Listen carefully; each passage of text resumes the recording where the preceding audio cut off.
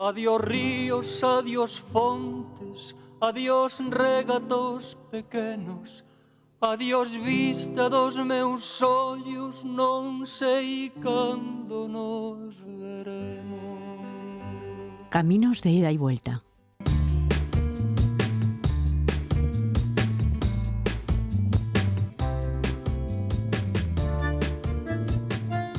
Los señores del poder y la democracia en España entre la exclusión y la integración.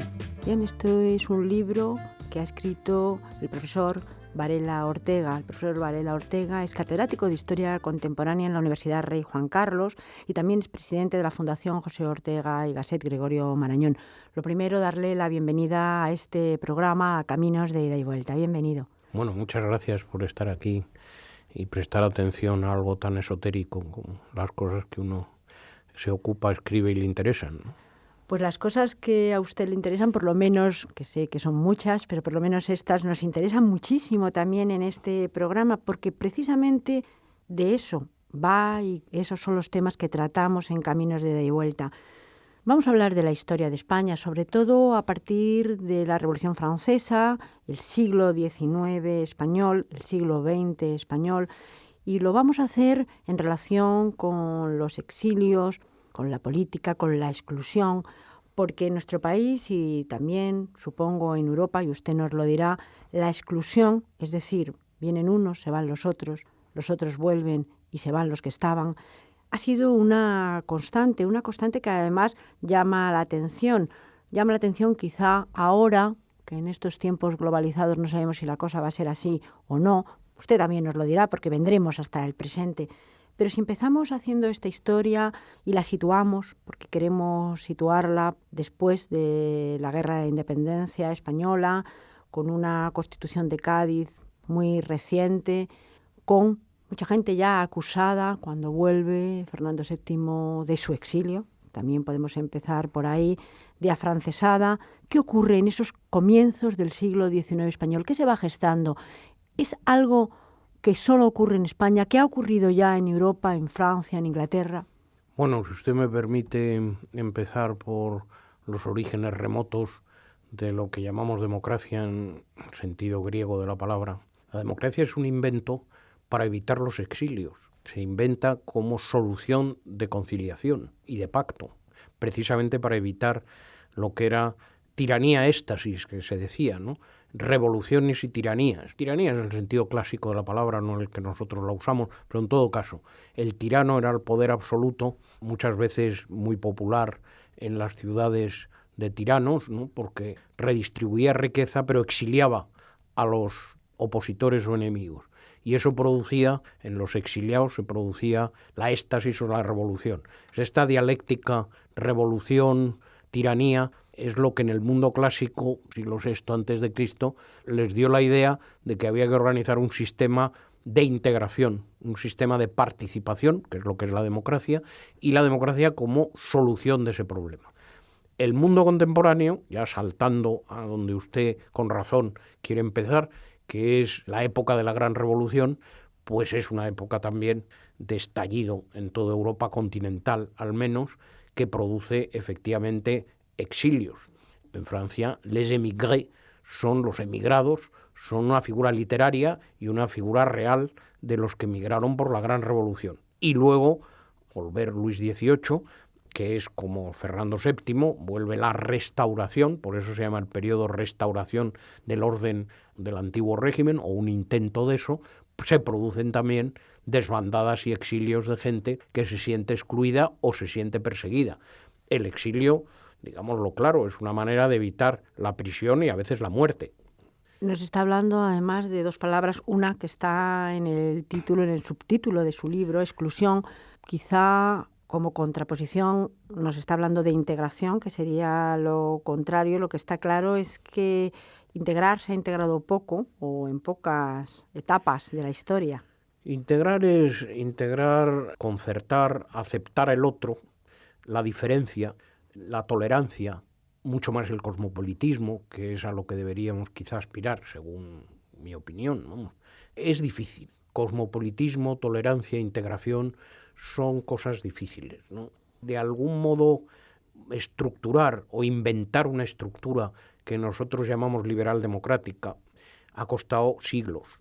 No es una tarea fácil, porque la tendencia es lo contrario, la tendencia natural, por así decir, es el dominio absoluto, es el poder absoluto.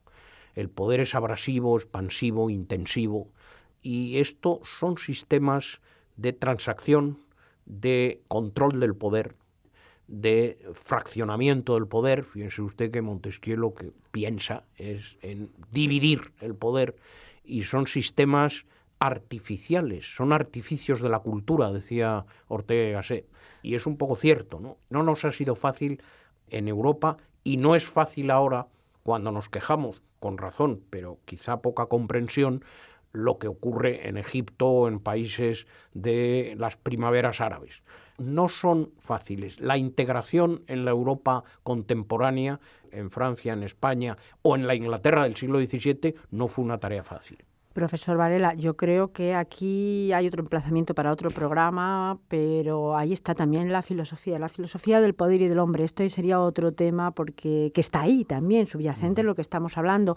Pero si nos situamos en la historia, y en este caso en la historia de España, con una constitución hecha con muchísimas dificultades, con el apoyo quizá de todos, de unos más que de otros, por supuesto, pero ahí estaban un poco todos, con un rey que además se titulaba o se subtitulaba o le subtitulaban el deseado, nada menos, que vuelve y que encuentra un país con una constitución recién promulgada, como quien dice, pero que desde luego eso no le gusta nada, que por otro lado ya hay una parte de la población que había apoyado pues al emperador francés y al rey impuesto, a José I. ¿Qué ocurre en esos momentos y en estos comienzos, podemos decir, del siglo XIX, con lo que se puede decir, porque muy bien desde ahora, si se ve la historia, dices, bueno, ¿y por qué apoyaban a este rey? Quizá hubiera sido mejor que se quedara el que estaba. ¿Qué es lo que ocurre ahí? Si compara a los reyes, Fernando VII, José I, pues sale José I muy favorecido, ¿no? Era un hombre culto, era doctor en Derecho, era un hombre que hablaba muchos idiomas, era un hombre buen administrador, sensato, razonable, no bebía, por cierto, era abstemio, a pesar de lo que aquí se le colocó, pero se le consideró, cosa curiosa, porque los Borbones tampoco habían nacido en Écija. Como todas las dinastías eran extranjeros, las dinastías son extranjeras, los Austrias también lo eran, ¿no? Pero se le consideró representante de una invasión militar de una potencia extranjera. Y quizá lo desmedido y desmesurado de su hermano hizo que solo una pequeña parte del país apoyara a ese rey llamado intruso. Y en cambio adorara al deseado, que era Fernando VII, que era un hombre, bueno, lo que nos ha dejado la historiografía liberal es de un hombre confuso, empezó traicionando a su padre, esquinado, extraño, con una tendencia a eso, a la mendacidad y a la traición, un hombre que para la historiografía posterior de liberales a republicanos era el sinónimo de lo indeseable, no de lo deseado. Eso fue así. Por otro lado, representó, lo mismo que la Constitución de Cádiz, por cierto, frente a la de Bayona, que era la de José I, representó la bandera de la soberanía nacional. Fernando VII vuelve, la Constitución ahí, los que habían apoyado al rey, entre comillas, son los impuestos. Primeros exiliados, como dice usted, están los afrancesados, hay muchas secuencias, incluso dibujos y muchos racontos de las miles de familias que abandonaban el país porque temían la persecución de esos josefinos que abandonaban el país, afrancesados, bien intencionados, muchos gentes de primer nivel, como el propio Goya, sin ir más lejos, ¿no? Pero que abandonaban el país temiendo la represalia. Esos son el primer gran grupo de exiliados. Este primer gran grupo, por ejemplo, Meléndez Valdés, sería Exacto, otro nombre. Ejemplo, otro ilustre exiliado, ¿no? Se exilian a Francia en primer momento, porque sí, hay dos países, sobre todo, receptores. Primero se exilian a Francia, claro, porque entienden que ahí van a ser acogidos por el país que había protegido su apuesta, que era la de José I. En estos momentos lo que ocurre es que vuelve un rey y es un rey totalmente absoluto, con un ansia de poder absoluto que no tenía ninguna intención, en principio, de hacer caso a la Constitución que estaba ahí, que había costado tantísimo promulgar. Bueno, la Constitución de Cádiz tiene muchas claves, pero dos muy principales. Primero es la bandera frente a la Constitución de Bayona, que era una carta otorgada, por lo tanto la de Cádiz es una Constitución ultraliberal, para entendernos, una Constitución muy de izquierda, por así decir, que sienta el principio de soberanía nacional. Es decir, la soberanía descansa en el pueblo español en su conjunto y no en ninguna familia, ni estirpe, ni corona, sino en el pueblo español en su conjunto. Eso hasta hoy día. Es decir, eso todas las constituciones españolas de esa estirpe liberal lo repiten sistemáticamente hasta la actual del año 78. Ese principio es muy importante. La otra bandera de la Constitución era hacer algo en contra de lo que representaba el rey intruso. Por lo tanto, tiene esa característica. Y luego algo fundamental, que usted ha dicho y decimos en general así de pasada, pero que es central, es de Cádiz. Es decir, solo se hizo en Cádiz. Se hizo en Cádiz con muchos, por cierto, diputados americanos. Fue una constitución universal, hispanoamericana, pero solo en Cádiz. Es decir, no era una constitución necesariamente popular. En buena medida fue un golpe de mano de esos refugiados en Cádiz liberales que se encontraban en mayoría en una ciudad comercial muy abierta, muy americana, y que dieron ese golpe de mano, llamémosle intelectual. Esto quiere decir que el resto del país tampoco tiene por qué aceptar del todo ni la acepta esa Constitución. Es muy probable que la mayoría del país no estuviera, primero no entendiera eso y no estuviera muy en la línea de esa Constitución.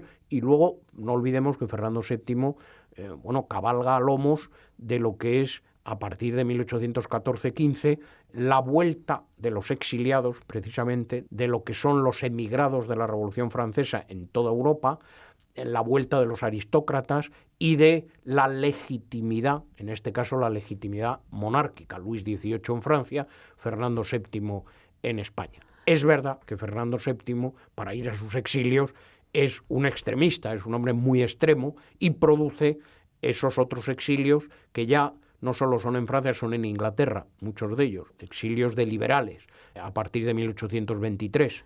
Pasa el trienio liberal del 20 al 23 y justamente este sería la otra gran salida, la de los liberales después del trienio liberal, porque Fernando VII vuelve al absolutismo más feroz. Exacto. Y curiosamente vuelven a España o regresan a España muchos de los afrancesados que colaboran discretamente en la administración de Fernando VII. Hay bastantes que eran afrancesados que colaboran en ese régimen absolutista entre 1823 y 33, en esa década, según la historiografía liberal, ominosa, pero en todo caso, en que colaboran muchos de los que regresan. Van unos, vuelven otros. Usted, su programa decía algo de idas y venidas. Caminos de ida y vuelta. De caminos de ida y vuelta. Bueno, pues ahí hay idas y vueltas de unos y otros. También es cierto que en este momento, en esos 10 años, del 23 al 33, hasta que Fernando VII fallece, pues hay esta serie de movimientos que yo supongo que no solamente se dan en España, porque cuando Fernando VII llama a los 100.000 hijos de San Luis, pues llama a otros países que están en un régimen parecido al que él quiere volver a imponer. De la restauración, se llama restauración ¿de qué? Del antiguo régimen. Es un régimen de Luis XVIII, de Metternich, que es el canciller austriaco, con un hombre muy conservador, Castlereagh, que era el secretario del Foreign Office, el gran político que con Metternich hace toda la Europa de los congresos de Viena, de la restauración. Si quiere usted, el primer concierto europeo es el de Viena. La proto-unidad europea, por lo menos internacional, es Viena. Y de Viena sale, de los congresos esos de Viena, efectivamente lo de los 100.000 hijos de San Luis y la invasión de España, la de Portugal por los españoles, por cierto, con los ingleses, para restablecer un régimen de restauración legítimo. La palabra de esa época es legitimidad, y legitimidad es antiguo régimen. Con esto, Fernando VII muere, y muere además dejando una situación política en el país complicada también. Por un lado, su hermano, Carlos María Isidro, que cree que es el sucesor natural, y por otro lado, su hija, Isabel, niña todavía, y una regente joven, Cristina de Borbón, María Cristina de Borbón. Es un panorama difícil porque aquí ya la historia se entremezcla, desde luego, la ley sálica, qué es lo que ocurre y desde luego lo que va a ocurrir en los siguientes años, también con salidas, idas y venidas, porque a partir de ahí está el carlismo, las guerras carlistas y un siglo XIX que transcurre también en verdadero conflicto. Ocurre efectivamente un conflicto civil, que son dos legitimidades, se aplique o no la ley sálica, como usted bien ha dicho, pero en el fondo dos países que se alinean, el país liberal, reformista, que apoya a la reina Cristina regente y a la reina Isabel como sucesora legítima de Fernando VII, y por otro lado Carlos María Isidro, que representa el absolutismo, el mundo antiguo, el campo en buena medida frente a la ciudad, las provincias del norte frente a otros lugares, zonas del interior de Cataluña, de Aragón, del norte, el interior de Valencia, zonas también de Asturias, eran, digamos, pro-carlistas, apoyaban, desde luego, el País Vasco, Navarra, apoyaban una organización de antiguo régimen y apoyaban al pretendiente don Carlos. Y eso es una guerra civil circunscrita en general a provincias muy determinadas, del norte del Ebro, por llamarlo de alguna manera, que eran, por otra parte, las provincias que más habían luchado contra Napoleón. No nos olvidemos que tenían más costumbre de guerrilla y que habían sido más ferozmente antifrancesas y más ferozmente proespañolas. Pero a la vez también hay que ver en este panorama confuso de las tres guerras carlistas, de una regente joven que primero pues es la solución, porque no hay otra, porque la reina es niña, pero después también resulta con conflictos porque dentro del propio sistema cristino, digamos, también se suceden los cambios entre más liberales, menos liberales, más conservadores. Ahí también hay cambios continuos. Tiene usted mucha razón. Un profesor que tuve yo hace muchísimos años, que se llamaba don Jesús Pavón, hablaba de la guerra de los 30 años en España, de la francesada, las guerras carlistas, bueno, antes de eso las guerras americanas. Todo eso produce una inflación de militares en general, en todo el mundo hispánico, no solo en España. Y en general el mundo europeo. Las guerras napoleónicas son guerras que lo que producen son muchos militares y poco erario para pagarles. Muchos oficiales que luego la Restauración los licencia, pero sin paga. O les paga la mitad. En Francia los llamaban los de mi-solde, los de medio sueldo. Y claro, eso es una colmena de conspiraciones, de pronunciamientos militares, de intervencionismo del ejército. Es decir, el ejército se convierte en un instrumento de cambio, en un agente político de primer nivel. El ejército, porque no es lo mismo el ejército de 100 años después, el ejército como secundando determinadas banderías políticas, determinados liberales o determinados carlistas, que son parte del ejército, son carlistas, o progresistas o moderados, apoyando a unos y otros. Los militares como políticos. Es que los militares como políticos son los que simplemente, si piensas un poco e intentas que vengan nombres a tu cabeza, por lo menos a la mía, pues se me ocurre desde Narváez a O'Donnell, Espartero, Prim, y todos son nombres de militares y de políticos. Es decir, son militares políticos, que son, digamos, el espadón, como diría Narváez, de un partido político determinado, y que son los agentes de cambio, hacen que ese partido, después de un pronunciamiento, tome el poder en exclusiva y excluya a los otros que también son, naturalmente, si quiere usted, un instrumento de migración y de exilios. Esos pronunciamientos meten a los partidarios y exilian a los enemigos, porque no son opositores, son tildados, considerados como enemigos, y los expulsan del poder y del país con mucha frecuencia. Muchos de ellos, el propio Espartero, tiene que salir del país en 2 ocasiones, es decir, era algo bastante común. Sí, Prim, todos, de algún modo u otro, O'Donnell, todos estuvieron exiliados. Cerca de París hay todavía en Saint-Denis, donde se enterraban los reyes de Francia, pues un pequeño barrio que se llama la Petite España, porque ahí estaban esos exiliados, conspirando además, para volver. Claro, conspirando unos y otros. Conspirando para organizar otro pronunciamiento que les devolviera el poder y en cambio expulsara a los que estaban en el poder. Es decir, el sistema es golpismo de partido, que es un sistema que produce, evidentemente, es una fábrica de exiliados. Y no solamente se van los militares, se van estos políticos militares, sino que se van reyes. Se va la regente, también exiliada, después se va la propia Isabel II, Exacto. Después de la Gloriosa en el 68, vienen otros reyes, Amadeo también se tiene que ir, dura muy poquito, vuelve Alfonso XII con la Restauración, es decir, todo esto supongo que son conspiraciones y conspiraciones para que unos se vayan y otros vengan. Sí, no, sin duda. En París coincidieron en algún momento Ruiz Zorrilla, que era un conspirador impenitente republicano, con Isabel II, con el general Cheste, con exiliados carlistas, coinciden también en el propio exilio, ¿no? Hay algún momento en que hay republicanos, isabelinos, carlistas exiliados, y luego alfonsinos. ¿Puede usted decir de algún modo que durante 50 años unos se exilian a otros, sistemáticamente? Unos se exilian a otros y no nos queda prácticamente tiempo, pero yo quiero y tengo que llegar pues al siglo XX, porque más que nada para preguntarle de todo esto que nos está explicando, que nos está contando, se podría entender mejor hasta el pronunciamiento del año 36, hasta antes la dictadura de Primo de Rivera. También parte del siglo XX se puede entender lo que ocurrió hasta el estallido de la guerra civil en nuestro país en 1936. A partir del año 74-75, Alfonso XII y sobre todo con Cánovas y Sagasta, viene un intento de conciliación e integración, ¿no? Y por lo tanto ahí hay una integración de unos y otros. Piense usted que en 1901 muere Pi Margall, que era el representante del republicanismo, y asiste el presidente del Consejo de Ministros, que era Silvela. Lo preside, es una conciliación, ¿no? Es decir, una idea de una España reconciliada, por lo menos integrada en determinados aspectos. Lo del 36 es otra vez una ruptura parecida y mucho más cruenta, porque claro, es una política de masas, es un mundo muy distinto a lo que eran los años 30, 100 años antes, lo que era ese mundo de exiliarse unos a otros.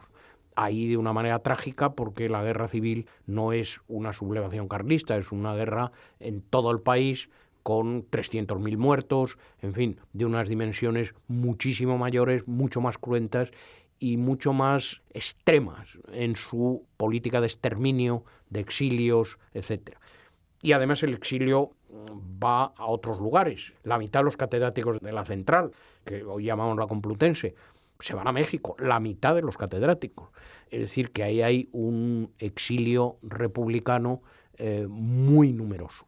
Además, usted me decía que ya en el año 37, es decir, en plena guerra civil, de alguna manera ya se pacta este exilio más masivo. A México no significa que tampoco fueran solo a México, también a Argentina o Francia u otros países, pero sobre todo a México. ¿Cómo se da también este pacto de alguna manera? Bueno, eso está bastante documentado. Hay mucho libro y básicamente es que el gobierno del presidente Cárdenas decide ayudar a petición del presidente del Consejo de Ministros, que es Giral, un profesor de química de la Universidad Complutense, decir, bueno, quíteme usted a estos profesores de aquí porque están enloquecidos con la guerra, temen lo que les pueda suceder y además los están amenazando los suyos, entre comillas. La República en armas y en la Revolución en Madrid amenaza y asesina a varios profesores. Es decir, que el terror generalizado a esos efectos en gentes, bueno, de una burguesía profesional, pues era muy evidente. El exilio no es solo a México, no es solo para huir de Franco, al principio es para huir de la Revolución en Madrid, en buena medida, y en otros lugares. Y eso se organiza entre Cárdenas y Giral, interviene Claudio Sánchez Albornoz también, y ahí organizan ese exilio a México de los profesores. Hay miles o cientos de miles de exiliados a Francia, claro, de gente más modesta, ¿no?, que no tiene esos títulos, digamos. Es desde luego un periodo de la historia apasionante. Podemos conocerlo mejor con el libro del profesor Varela, Los señores del poder y la democracia en España entre la exclusión y la integración. El concepto de democracia que ya inventaron los griegos, pero que nos ha costado siglos interiorizar. Desde Caminos de ida y vuelta, Marga Orozco en el control de sonido e Isabel Baeza, que les habla. Profesor Varela, muchísimas gracias. Muchas gracias a ustedes. Caminos de ida y vuelta, un programa de la UNED con la colaboración del Centro de Migraciones y Exilios, el CEME, para Radio Exterior de España.